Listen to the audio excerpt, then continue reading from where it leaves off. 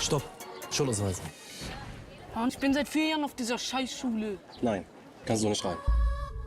Alles klar, Jungs? Was wollen wir machen? Erstmal zum Kiffen, Mann. Klingt da noch einen Plan oder nicht? Braucht ihr was? Nicht einfach weiterlaufen. Eine miese Bombe ins Gesicht gegeben. Komplett geblutet, ja? Hast du mal in den Spiegel geguckt? Dein ganzes Gesicht ist zerfickt, ja? Der Klügere gibt nach, das habe ich dir 1000-mal gesagt. Ob ich irgendeine Wahl hätte, ja? Nicht der Klügere gibt nach. Der Klügere tritt nach. Wallah, du gibst genau 500 €. Morgen. Ganzes Haus ist versifft, trauriger Blick, ja genau wie... Von 500 €. Von dir? Von uns. Kann mal bitte einer Kreide holen? Ich mach das! Es müsst jetzt nicht alle... Okay, dann holt ihr jetzt zu dritt Kreide.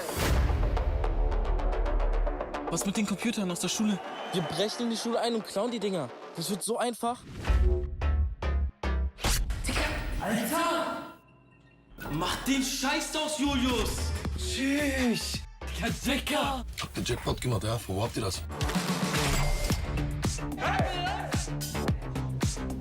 Ich bin Möbelpacker, ja? Kann ich dir beim Ausziehen helfen? Setzt euch! Der Schaden geht in die Tausende. Tschüss, die haben ja richtig Schnapp gemacht, ja. Schnauze! Wir werden die Täter finden.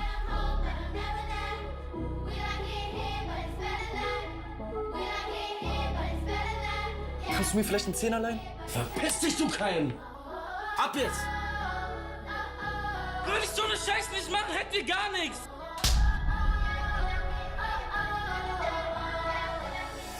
Du schwänzt fast jeden beschissenen Tag?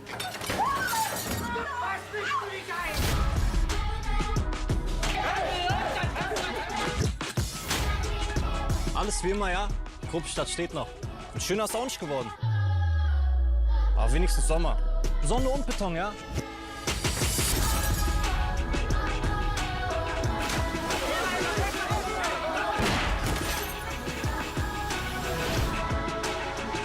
Das ist ja doch der typische Scheißopferdeutsche. Blond, dünn, Scheißfrisur.